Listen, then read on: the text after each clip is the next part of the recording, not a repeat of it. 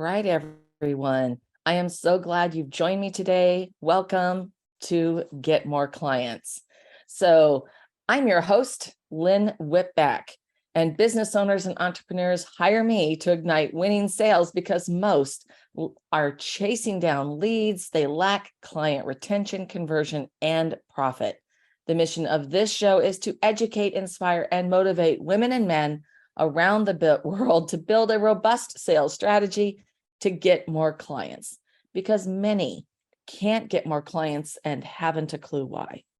You'll learn to transform thinking to the client's perspective, eliminate the lengthy, chaotic sales cycle to ignite your sales and unleash lasting profits.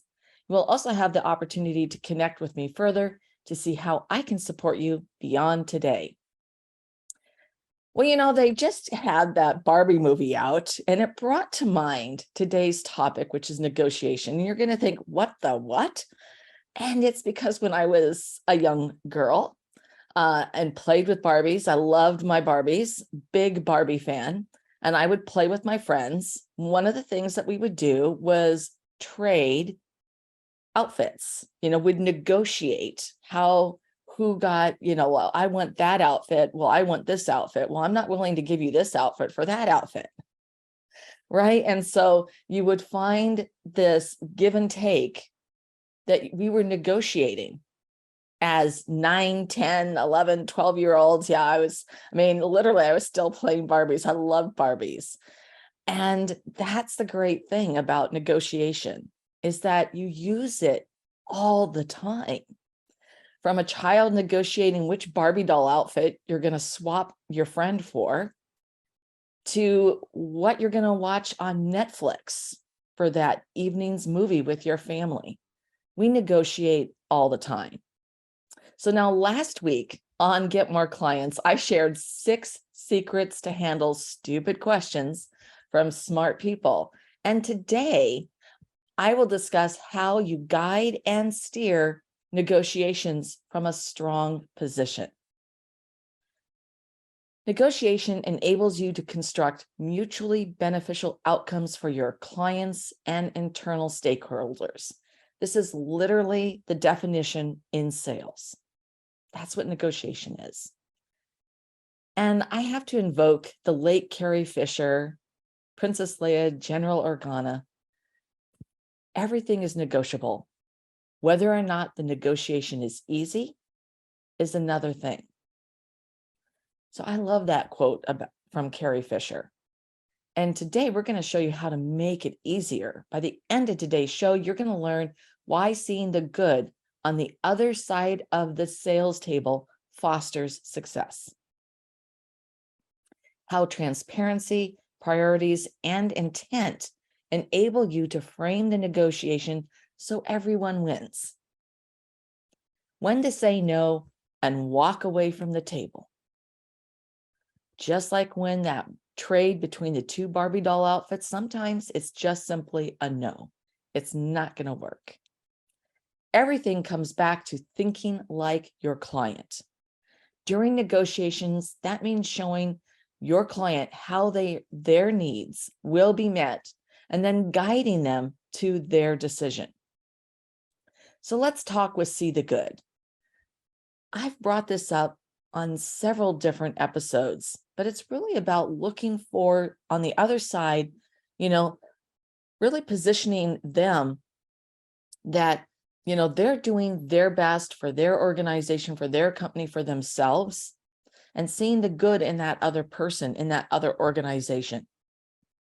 Any deep dive into negotiations must begin by seeing the good in the other party. If there is no good in the other party, why are you even sitting at the table? Why do you want to do business with them? Come on. Okay. This is about building a long-term relationship with your client, becoming a trusted partner. So demonstrating your worthy intent goes a long ways to keeping the negotiations cordial, right? Because that shows that you genuinely care, you're interested, invested in a win-win.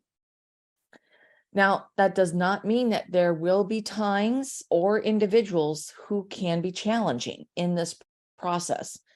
often in a B2B relationship, you may be working with a different person to actually negotiate the final terms of the agreement, or you may be working with both legal departments to have that legal agreement put in place.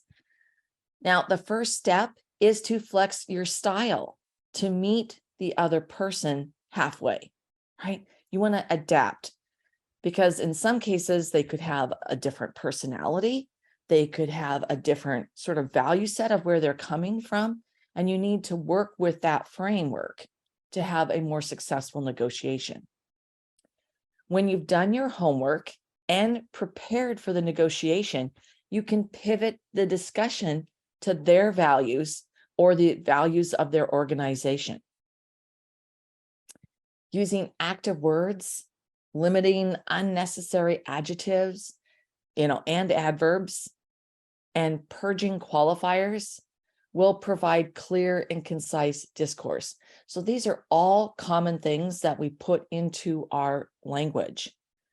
And I certainly know that I do it, right? So think about how you can improve upon that. And the best way to do that is to really outline all the negotiation, all the deal points, what you want, what you're willing to trade off, and how you're going to get to that win-win. And when you've done that homework, you've done that preparation, that does put into language how you can communicate more effectively, even on the spot when they ask a stupid question or they give you an objection. You're better able to respond to that, use that powerful pause, and then use your language and flexing your style to their personality code and where their motivations and where their emotions are is going to help you cross that bridge and find that common ground.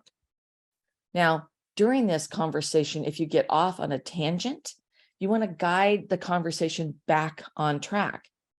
So there's a few techniques that you can use for this, such as, that's a good point, but let's finish talking about the implementation. And so that gets back to the deal point that you're working on to negotiate. It doesn't leave it out there dangling participle. And of course, if the conversation becomes heated in any way, I mean, just you can tell by their body language or their tone of voice, then you need to take that step back. It may be time to disengage, to take a break, go get a coffee, use your powerful pause to regain composure. And of course, you may want to table the conversation to set a time to revisit the conversation in that afternoon, the next day, the next week, because you want to get yourself out of the pickle. And that's what we discussed on our last episode. You can use that pickle strategy for so many different scenarios. Now, let's shift to transparency, priorities, and intent. Transparency is vital for a thriving culture internally in your sales team, amongst one another, because they're competitive, and externally for any organization. Because once again, your clients, they meet up, they talk, they're in the same professional organizations or go to the same conferences. And I pointed this out when we went over the deal points episode, how important it is for both your internal sales teams and your external clients. Your goal is to have everyone working together and sharing knowledge. And one way to do this is to clearly articulate the SOPs, the standard operating procedures on the sales process and deal points to keep the competition within your own internal team friendly and fair, and to make sure that the opportunities, the deals for each of your clients are fair, right? So if someone is getting a much better deal, there's got to be a very good reason that if you are challenged by an existing client, you can back up as to why, because they're huge. They're going to put us into 27 different locations. And of course, they got a volume discount for that, right? So you can manage that challenge in a way that makes sense to your client. So outlining all your deal points, any associated options and trade-offs, and especially establishing rules for exceptions will deliver that transparency for you and your team. So if you're a solo entrepreneur, you still need to know what that is.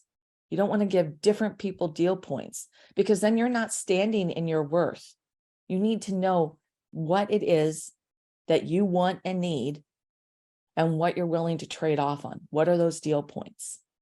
That way you can consistently really close clients with the money and the opportunity that you seek while serving them. And this is a very powerful tool at the bargaining table.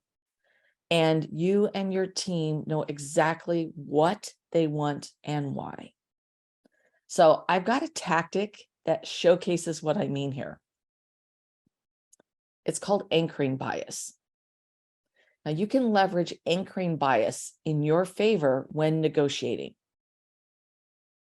Research shows that the first number mentioned in a negotiation exerts significant influence on the negotiation which follows. So that number often is a price, but that number could also be the number of coaching sessions. It could be the number of hours that you will be delivering, let's say it's social media posts.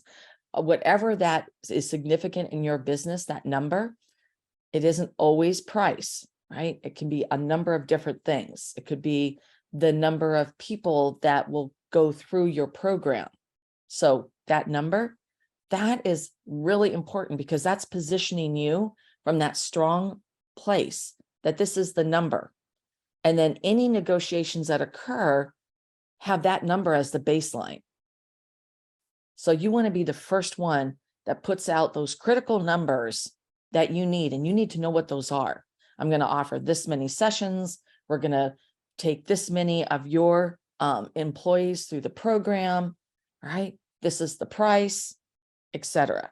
And that number could actually be, there could be several numbers that are involved, but every time you're the first one who comes to the table with what that is, that positions you so that you're negotiating from that point, not some really low point because they put the number out first. Knowing your deal points lets you make that first offer in your preferred direction. Where do you want it to be? And that creates the anchoring bias. And it's much easier to be assertive and take care of your interests when you understand your deal points. And it gives you valuable insights to question the other side, your potential client, the prospect, to gain perspective on their interests.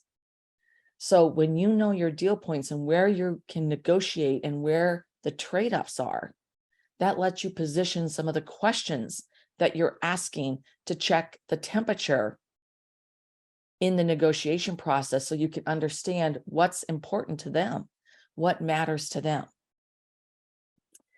Good negotiators are like detectives. So put on your Sherlock Holmes hat, get out your Nancy Drew kit bag, right? Because asking open-ended questions and then actively listening. If you listen 70% of the time, you use that powerful pause, tell me more, help me understand. The other negotiator is going to tell you everything you need to know. And you may be wondering, how do I establish priorities for my negotiation discussions? Because I sort of just get into them. So, as I said at the beginning, everything comes back to thinking like the client. During negotiation, that means showing the client that their needs will be met, then guiding them to a decision. So if we use that as our baseline, the purpose is to foster a long-term successful relationship. And to achieve that, the client must feel satisfied. They have to feel that they won too. If it's one-sided, you are permanently planting a bitter seed that will result in client churn over time, guaranteed. So we've discussed open-ended questions, but it's also important to strive for collaboration. And that can sometimes mean negotiating how you will negotiate. I know it can be crazy, especially in bigger deals and B2B, selling to a large company, corporation. You literally may discuss and agree to procedural issues, such as when to meet, who should be present, and what that process is going to look like. And this is a process that you begin to stack agreements. We call it stacking our yeses. So when you acknowledge any difficult feelings like frustration that you pick up, this is a way to also diffuse that situation. Use the powerful pause, ask the questions to help me understand, let them tell you how they're feeling. And that is another way to turn the conversation back to stack another yes, because they've been heard, they've expressed themselves. You have a better understanding. You want to leverage the explanations that you receive for your deal points to guide the conversation back towards answering their point of view. And really, when it comes down to it, when you know what you're willing to compromise on, and you are prepared to address a rebuttal or an objection, that crazy question, and you use that pause to consider the input, that puts you in a very strong position for the negotiation. I said this when we talked a lot about the powerful pause, but it also gives your client, currently your prospect, future client, it gives them time as well to formulate their own response. And it lets everyone stay in a really good attitude, be in a positive place, because it's not personal, it's business. And you truly want to project that positive intent. Negotiation is not about winners and losers. That would be a horrible foundation on which to try to build a strong, lasting relationship. Think about your girlfriend or your best friend, and you were trading, instead of Barbie dolls, maybe you're trading Matchbox cars when you're growing up. If it's not a win-win, that friendship isn't going to last. It's the same thing with building these client relationships. And as we've discussed, a great deal of communication is nonverbal.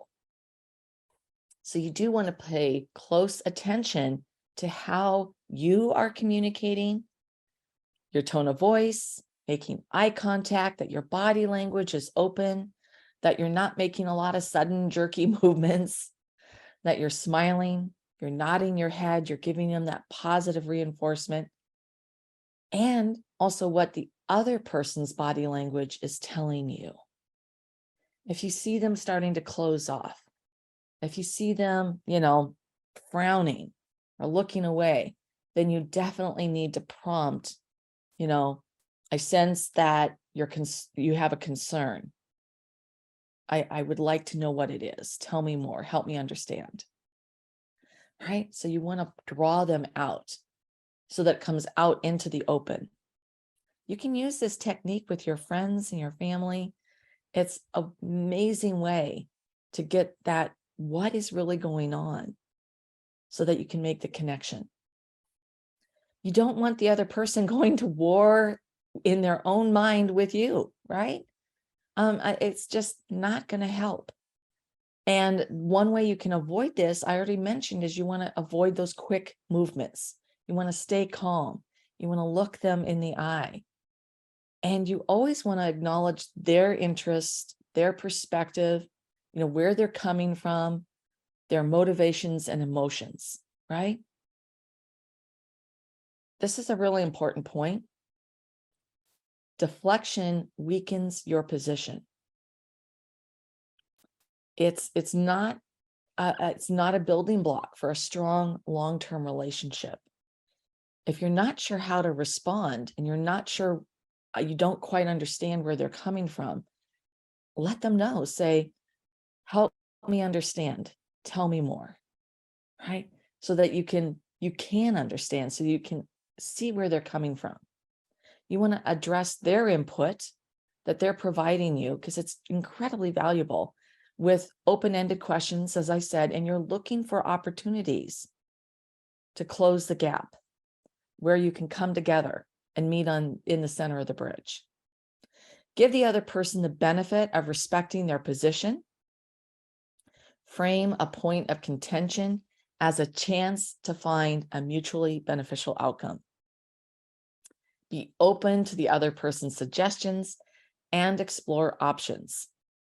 Collaborate on how to close the gap and meet in the center of the bridge so you can move forward. You know, everything we've been discussing is about framing the negotiation, which is always centered on thinking like the client. Oh my goodness, isn't that amazing how this comes around? And when you've planned ahead and have that 360-degree view of your deal points, of your client thinking, their emotions, their motivations, why this matters to them, so you can tie back the benefits of the product or service in their framework, so they can what? So they can achieve what big goal, the initiative, the dream. You want to keep the client focused on the vision of why your product or service is important to them, why it matters to them, what's in it for them. And this drives the negotiation forward. One technique used in negotiation is to provide multiple equivalent offers. You present 2 or 3 offers simultaneously. Don't go beyond 3 choices. Okay. I talk about that a lot. Good, better, best. And also don't make like you choose, do you want red, blue, or green? Well, now if you choose red, do you want, all these other things? What happens is that people start to get lost in what to choose, and it will delay the entire process. So you definitely do not want to do that. So remember, good, better, best. So you can simultaneously present 2 or 3 offers, and you want to make sure that these are actually called, technique is called mezzo. So that's multiple equivalent offers. Woohoo, mezzo. So you're making those offers. Now, you can also, if you're doing 2, you can do, this was a classic technique. It's a closed technique as well.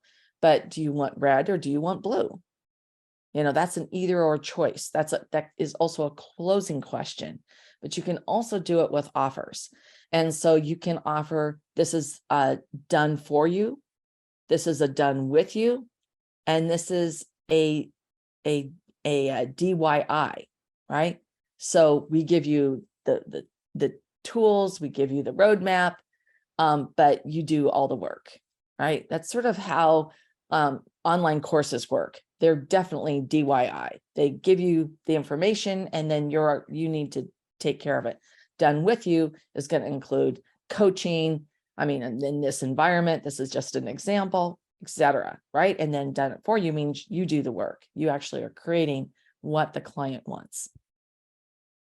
So that's an example of how you could provide those 3 different deal points. So mezzos, that multiple equivalent offers, allows your client to pick and choose the offer they like best.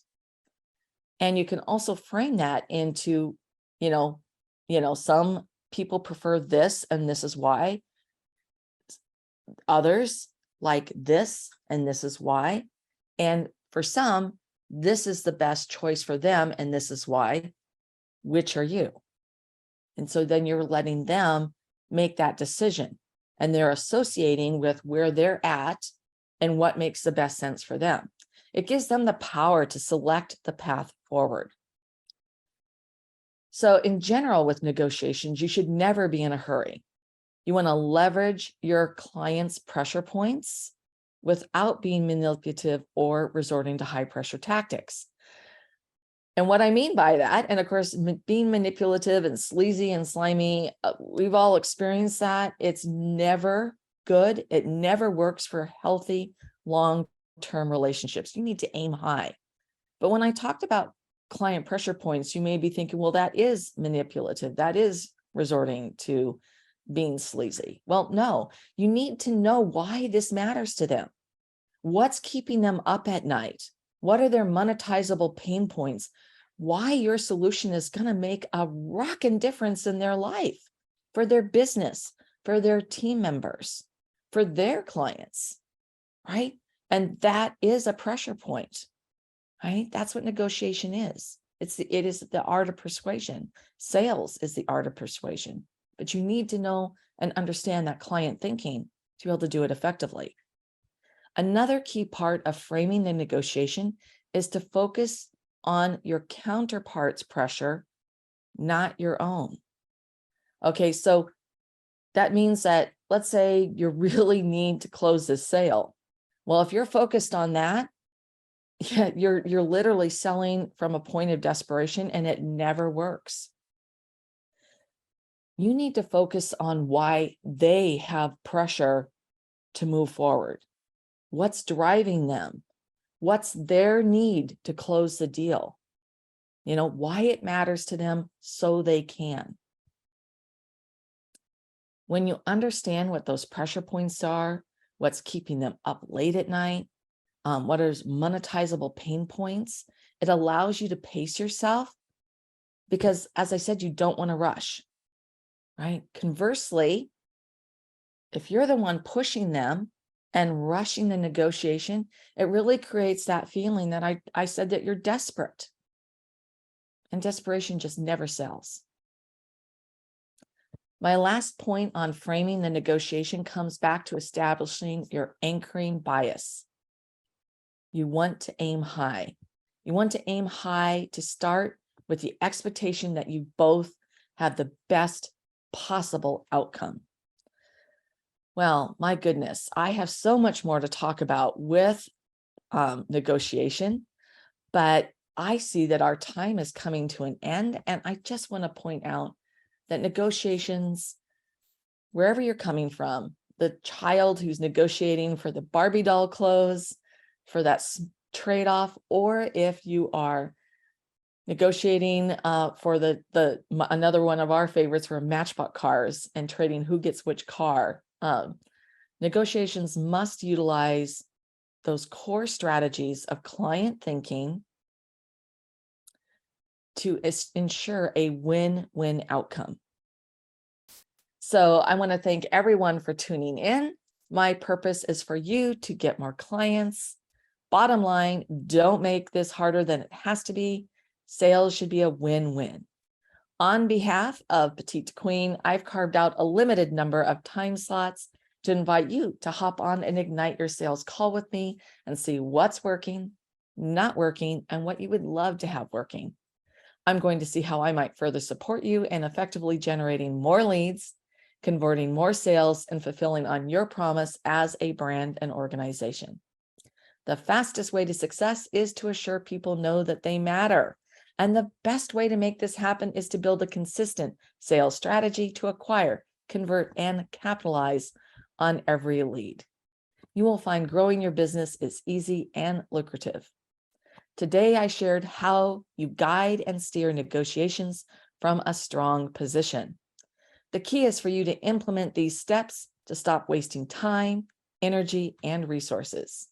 You have the opportunity to jump in and get the support you need for true success. Say yes to you and get on a call with me. I am truly gifted at this, and you deserve a shortcut to your success with the right support. You can go to p2q.link/win-win. Our Get More Clients programs are designed for immediate, on-the-fly implementation and for individuals who are committed to taking action to move their business forward. To learn more about our Get More Clients program, visit our website at petitetoqueen.com. You can also connect with me on our website and to stay current on all of our insightful advice, our breakthrough advantages, And never miss an episode of Get More Clients. Sign up for our weekly Wisdoms newsletter at petitetoqueen.com. Now, next week on Get More Clients, I will share for you big reveal of Fortune 500 negotiation secrets.